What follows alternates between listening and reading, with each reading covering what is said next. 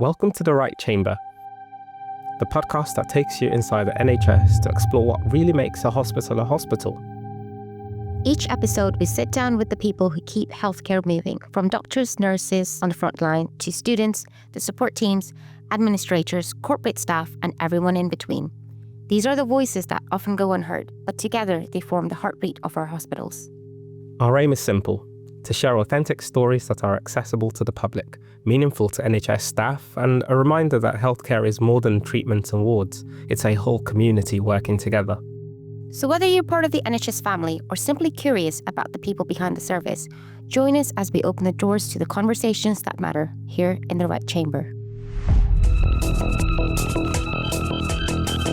Dr. Andrea Gait has been a consultant anaesthetist at Dudley since 2008. Over the past 4 years, she has played an active role in advancing sexual safety at work within the Trust, contributing to the Sexual Safety Charter steering group and supporting wider initiatives to improve workplace culture and safety.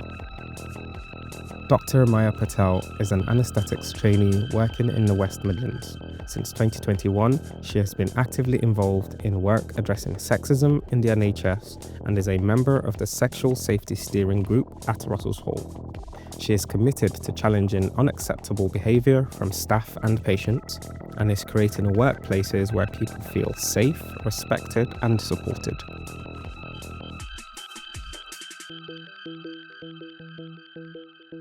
Welcome back to The Right Chamber.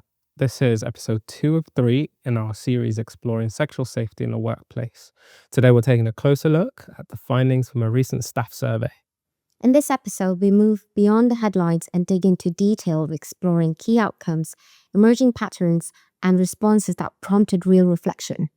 We'll be talking about attitudes, experiences, and the realities of working life today, including what surprised us, what confirmed existing concerns, and what insights this might bring for the organisations and leaders. Before we continue, we'd like to include a trigger warning. This episode discusses topics related to sexual harassment and inappropriate behaviour in workplace, which some listeners may find distressing. Please take care while listening and feel free to skip this episode or take a break if you need to. So if you're interested in understanding the story behind the data, join us as we unpack this episode. Could you just reintroduce ourselves for anyone listening to this episode for the first time? Sure. I'm Dr. Andrea Gait. I'm one of the consultant anaesthetists here at the Dudley Group. And this is some work that I've been involved in the last 3 or 4 years now, really because I feel that sexual safety at work is so important, and it's something that I'm very passionate about, and I've somehow managed to get involved in all sorts of things at work. I'm Maya. I'm one of the ACCS CT4s in anaesthetics. I've also been getting involved in work like this for a couple of years now, and Dr. Gate's been kind enough to invite me to the sexual safety steering group, so I'm part of that charter too. We should probably do a quick kind of recap for people who might not have listened to the first episode.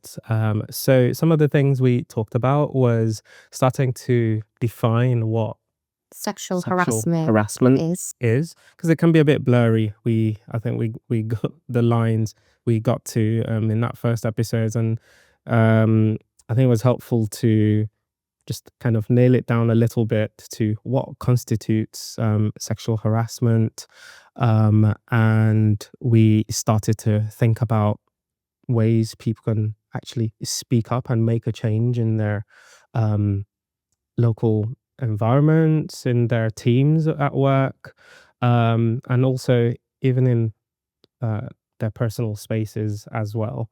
Is there anything from the last episode that you just like to clarify for or just to remind people?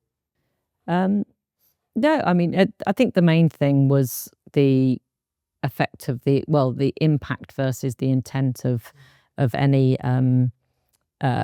comments, that actually the intent can be what the intent is, but the impact of any comments or statements or jokes is what's important, and that's what comes into the legal definition of sexual harassment. So I think that's a really important clarification. Yeah, absolutely, absolutely. So it's not just what you've said, it's actually how has it impacted the people around you. And it's important that we remain aware. And I think you mentioned in the last episode as well to be sensitive and assess the impact of what you've said. And just being present in that moment and knowing, actually, am I out of line here? Should I apologize? And take those steps, and all those things contribute to this culture change that we're all hoping to see. And I think Yeah. we'll delve into the data today, and well, see where we are, I guess, and compare to where we are compared to national data as well. Does that kind of summary up? Yeah. Yeah. Great. Okay, so plan for this episode is just to delve a little bit into some of the local data that we've collected, and also maybe touch upon some national data as well. Again, around this topic of sexual harassment, sexual safety. But before we get into results, I'm particularly interested in the um, local study or data that we've collected. What prompted you to, create this survey and get data? What's the reasoning behind it? Just for Was it like a single incident, or like you just started seeing this repetitive cases and thought, I need to do something about this? Yeah, it's really interesting. So for me, sexual harassment at work is something I've experienced all my working life, particularly as a more junior doctor. And I've experienced sexual harassment and sexual assault, and in the past, it's always been one of those things that has nothing ever happens. And then I think it was the beginning of 2021, or at some point in 2021, I read there was an article in the Royal College of Surgeons, a bulletin. I think it was called "Sexual Assault in Surgery: A Painful Truth," and I read that, and that started triggering some online chat and some talk. And I thought, "Do you know what? This doesn't have to be how it is. Things have to change." And so it's always been something that I've felt strongly about. But that it was reading that article that really made me think, yeah, I want to do something about this. And then from doing that, I just thought, to me, it seems perhaps different to how it was back 20 years ago when I was a junior doctor.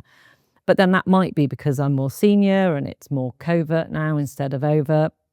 So I thought, and talking to some people at work, I just thought we need to know where we are. There was talk about the national survey going on, but I just thought it'd be really interesting to see where we are, because when you've got data, that can prompt you to do something about it. If you can take that to the trust board or to the execs or whatever and say, look, this is still happening, it gives you a lot more ammunition, a lot more support to actually make some change and make something happen. And it was in line with the whole national picture of things changing. So I started, and I mean, it's been a really interesting process just getting the survey out, which eventually came out in May 2024, for a month or 6 weeks, I think it was out. But finding all these groups in the hospital I didn't know existed, all these amazing people who work up, but behind the scenes in the women's network and in EDI and in the LGBTQ plus network, and all these people, and finding some support to get to start thinking about the survey, then thinking about the questions, and how we can make sure that the questions were. So our survey went through all of these groups and evolved all the time, and taking on things that I never thought about, but realised were really important. It's been a real eye-opening experience just getting the survey out there. through information governance, how you can cope, how you can comply with data protection, if somebody answers something and then wants it back, how to make it truly anonymous. That was one of the biggest challenges, because I wanted this to be truly anonymous unless somebody wanted to put their name to it, because I wanted people to feel that they could be honest. Honest, yeah.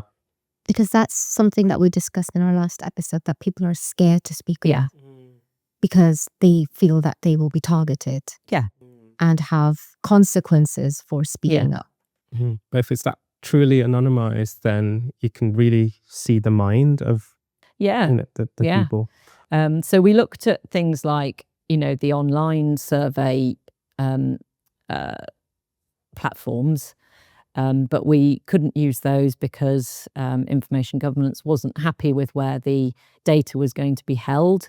So then our IT team came up with a brilliant bespoke online survey that is not, you can log in from your phone. It's not one that you have to go through your trust thing, which people would immediately feel, and probably rightly so, that it's not truly anonymous.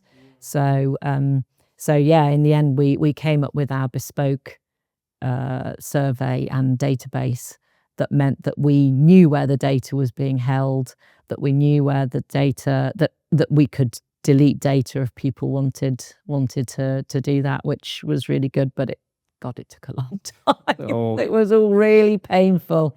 Wow. It was really painful. Wow, well done for getting Pushed on through. It was a labour of love, but we got there in the end. I mean, just picking on to one thing you said, I find it really interesting that you, rather than just coming up with questions generically, you actually involved the different groups around the hospital and figured out what is important to you. And I think, as well as gathering information, probably learning a lot through the process as well. So I found that really interesting. Is there anything particular that you were hoping to find or clarify through the data?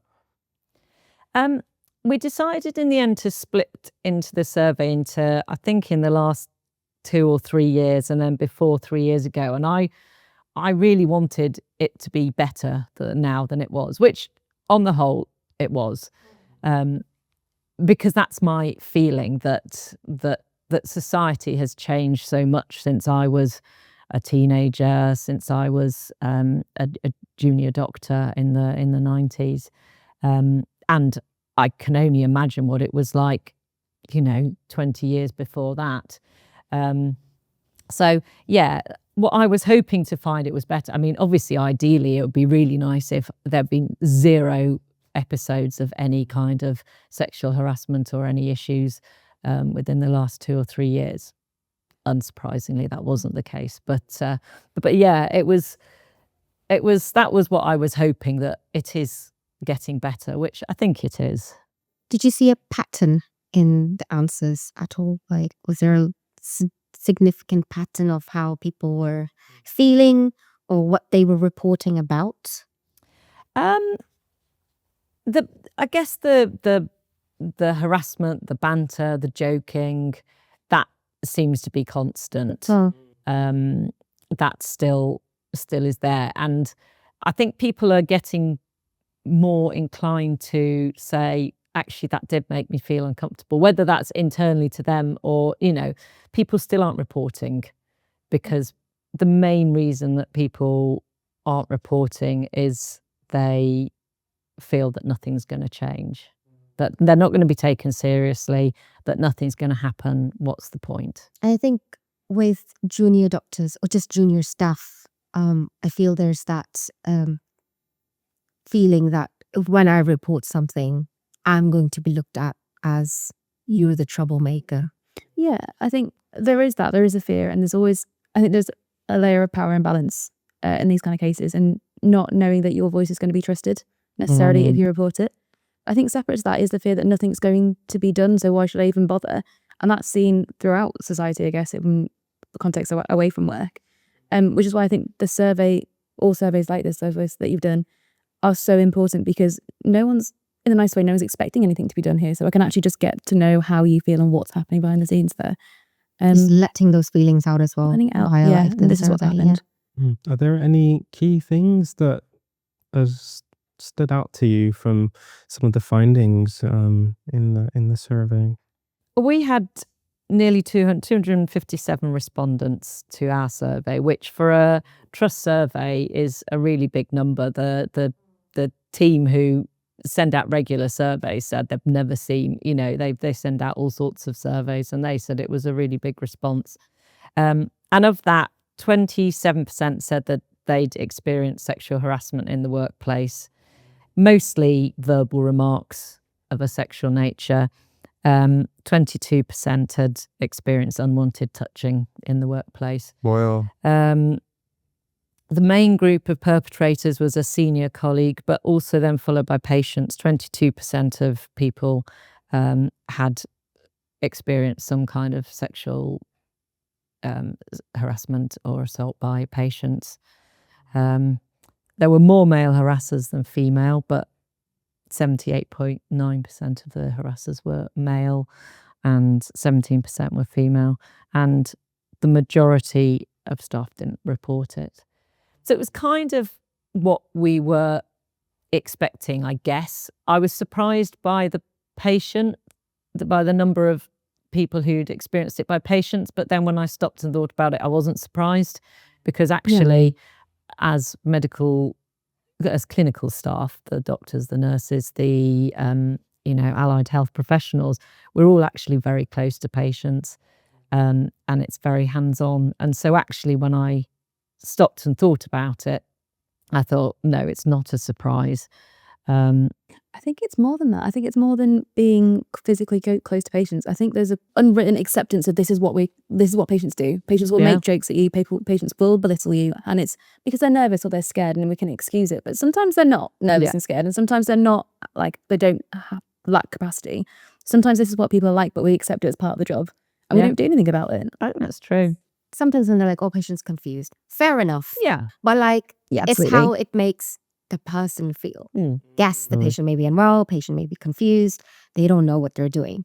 But it's the person who's actually having this done to. It's The their impacts are feel still there. of Yeah, it feelings doesn't matter. lessen the impact. No, and there's things like that. There's always things that you can do if you report it in amongst your staff. Like maybe staff don't go working there with that patient on their own, or maybe if this person or patient is targeting a particular demographic of staff, maybe send in someone else, or just supervise and support whoever's working with them.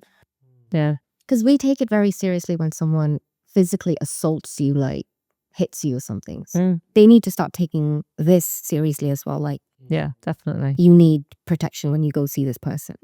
But I think what Maya said is right, actually. I think this whole societal expectation, you look back to the old Carry On films where the nurses were there as an object of, sexual attraction, or, and all the comments that used to go along with that. And that kind of hasn't really gone away. Have you seen what Halloween, like, Yeah, That's costumes exactly what I are? was thinking. Yeah. That's what I mean. Like, because things haven't progressed. Yeah. Well, not to progress. Yeah. Yeah, definitely. The demographic of patients as well will be a lot of our population's getting a population of patients more and more elderly. So I suppose maybe we didn't cover that, but amongst people who do harass or make comments like this, I wonder if there's a pattern in like the population of people. I don't know if you understand what I'm trying to get. Anecdotally and in my experience only, I think it is so much more widely accepted if patients are more elderly. Oh, that's just what they like. They're just a product of their time. And fine, that's fine. I get that. I understand that. But we're still in 2025, and if I can't But that's the same do something now, when answer can I? that we get when you get sexual harassment from your senior colleagues. Yeah. Exactly. That's just them. Yeah. This is who they are. They don't mean it. They didn't mean it. They don't mean it. It's just banter. But it's how it makes me feel. Yeah. To be looking at that rather than that's what he might be, that they have a different type of relationship with people that are happy with their banter. That's different. But that shouldn't be in a workplace, because if you're having banter with, like, say I'm having banter with Victor, but Maya's feeling uncomfortable about it, that's still valid. Yeah. If people just saying, "Oh, that's just how he is," or things like that, it can actually shut a person down from feeling not very unvalidated in speaking up. Because if just a little thing like someone in confidence coming to you to share something like, "Oh, I was treated in this way," and, "Oh, that's just how he is," or then that person's probably very less likely to It's so dismissive. come out It's so against. So sad. dismissive. So in your survey, was there a part where they could explain why they didn't report it? Yes, we had lots of comments. So we had we had various options to try and be able to group the data a little bit, and the most almost exclusively people hadn't reported it because there was no point, nobody would believe me. And then there were some comments. So we had free text and we had boxes to tick that just to try and draw a bit more information out of people without them having to, write things themselves. But we also had quite a few comment boxes to allow people to do that if that's what they felt they needed to do. But yeah, that was almost exclusively, there's no point, nothing will change. In all surveys that I've read so far about this topic out there, they all have the same underlying theme, is that they don't feel like, no one feels like anything's going to be done, or they won't be believed. And it's an inherent mistrust in the system, I think. And the evidence is there that is true. I saw there was something in the news the other week about there was a female GP who'd made a couple of fake appointments so that she could pick her kids up.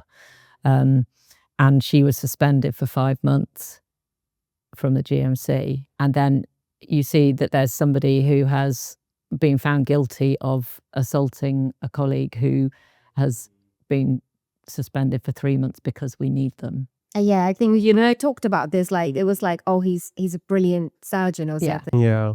So the harassed his there is no juniors. Consistency, and the evidence really is that things don't happen to the perpetrators often. You can see it in life, really. And so that is a big problem that we have to sort out in society as well as in healthcare, in every walk of life, is how can we move on from this? Absolutely. I guess that then begs the question of, okay, we now have some data, we have some information. We're assessing a bit better where we are, where we stand. Question then is, where do we go from here? How can we start to rebuild the trust? How can we start to change people's outlook, our confidence to speak out, for instance? Where do we go from these results? Yeah. And then there's many national surveys have been done in the last few years. There's been and it's questions now in the staff survey, but there's medical students, isn't there? There was Breaking the Silence in 2023. The BMA did a survey about medical students and sexism and sexual violence towards medical students, actually. And it might not be directly related to your question, but it's in relation to reporting in general and feeling like nothing's going to be done. And I think there's a general dissatisfaction as well in people who do report, feeling like their investigation hasn't been completed satisfactorily. And I don't know what that looks like necessarily. From the examples that the BMA have given, it's that you have a perpetrator who is harassing a person or a student at medical school, but they're still forced to go to the same seminars as them, still sit in lectures with them, still be on placement with them, and reporting it isn't fed through to different organisations. So you have got your university as one cohort and then your placements as something else, but that information isn't shared across it. So whether it's that's what we're looking for, is some kind of tangible impact that benefits the person who's being harassed and makes them feel safe again. I'm not looking for vindication. I'm not looking for vengeance. I'm not looking for revenge. I just want people to feel safe. That's another thing, right? Say a student reports a consultant or a registrar or anyone for sexual harassment. Why should the student be removed from their cohort and moved, why is there no action taken against the person who's caused this? Like that's literally my question. Like, why? And part of the problem is that if action is taken, it can't be fed back because of privacy, and that's what we're looking at, and perhaps we'll come to more in the next episode. But the fact that you can be doing things behind the scenes and you can be taking action against an individual, but you can't share that you've done that. And that makes it very difficult for people to trust the system. It's lack of transparency, isn't it? Yeah. In all aspects, from the investigation sort of timelines and the outcomes. And if you don't know about it, you don't feel like things are being done. Yeah. But if something has been done and that individual, you know, in circumstances where it was banter, the individual, there are people out there who genuinely don't realise the impact of what they have said or done. And if somebody is going to go away and reflect and change their behaviour, then perhaps you don't need to be sharing what's happened, and hopefully it would then be visible with that individual that they've changed their behaviour. But as it's a really difficult balance to be able to show that something is going on behind the scenes, if indeed it is, but to maintain the privacy of the perpetrator as well. Privacy of the perpetrator is still important in this case, but changes still need to be made. Yeah. And how will the victim kind of know that things are happening? They just have to see that and tangible there is change. no answer. That's the And problem. I think that's the hard part, like having to wait and see if something's going to be done about it. I suppose that's where things like, having these regular training in departments and having the sexual safety team actually get involved with department, having it being a part of departmental teaching and training as well. All these things, if you see those changes, I think you'll start to notice a culture shift, even if it's just in a subtle way, but at least you see something tangible. Yeah, and that's what we talked about last time. I think that if we can get in at ground level and start looking at the culture across the board of bullying, harassment, how does a department want to be? How do they think they are seen? How are they seen? And can we do anything about that? And to get reflection at within everyone by just addressing things as a whole department, then I think that is what is hopefully ultimately going to change it. It's never going to go away. We know that. But if we can address a culture of a department and it be a dynamic kind of two-way thing, then hopefully a lot of the low-level stuff will improve because people are just aware of it and thinking about it and reflecting on it. Are there any final bits that you would like to point out in this episode before we just say a little bit about where people can go to for help? I think I would like to point out significant bodies of work that have been done already, because we wouldn't be able to be having these conversations without them. So we've got the Breaking the Silence report, which is done by RFW. There's lots of S's and lots of P's. It's the Working Party on Sexual Misconduct in Surgery. Yeah, and that was in 2023, which I think made waves in sort of autumn 2023, made the news.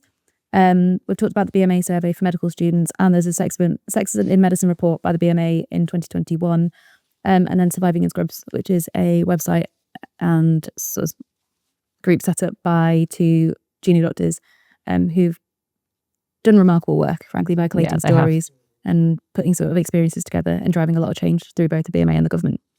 Great. It's so good to see just this collaborative effort, just nationally. And yeah, I mean, within the trust, just for the survey we did, the support I got from all groups, from so many people, was amazing. People were so determined to help me make this work. you know, and then the small group of us, myself and Paul Singh and Laura Cowley and Paige Massey, who really worked hard to get this survey off the ground. And yeah, I couldn't have done it without any of them. So it is, you know, there is the will out there to change things. Yeah. And I think that's a really positive thing. Yeah. And I think when people see this, if anyone is of the tendency of doing such things, they might think twice next time. Yeah. Well, hopefully.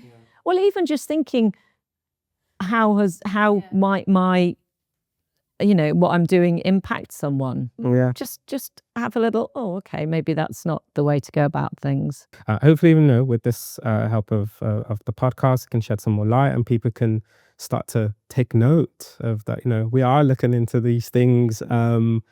So yes, just as you said, think twice. You know, or just be more cautious of what your behavior is. You know, in the workplace. You know, it goes without saying, but apparently, you know, it does need Apparently saying. it doesn't.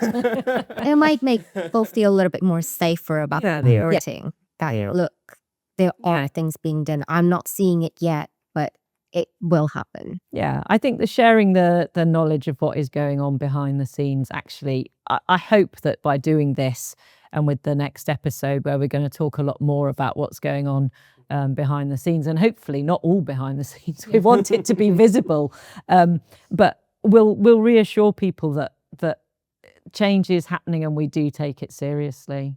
Absolutely. Where can people just go to for help and support?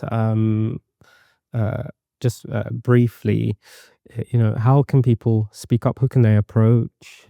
So within healthcare and within the trust here at Dudley, we've got freedom to speak up champions, we've got freedom to speak up guardians. You could speak up through your line manager, through your educational supervisor. There's a wellbeing page, staff wellbeing page on the hub, which is accessible without being, you know, you can access it through your phone, and there's all sorts of information there on who you could contact. And then there's national support as well. But through the wellbeing page on the hub here in Dudley, there's a sexual safety section which has information as to who you could contact if you needed any help or support. And we always tell our medical students to seek us, the clinical teaching fellows. Yes, I mean, obviously, you know, we're here and happy to be contacted. But there is support within your department that you're working, but also outside of that if you don't feel comfortable doing that. Thank you so much. Thank you so much once again. It's always lovely to have you on the podcast. We'll look forward to seeing you on the next episode. There we will go more into some practical steps that we can take to seek help, and also some of the works that are going on just to keep everyone aware of that. But I won't go too much away. So thank you for joining us. Thank you for listening.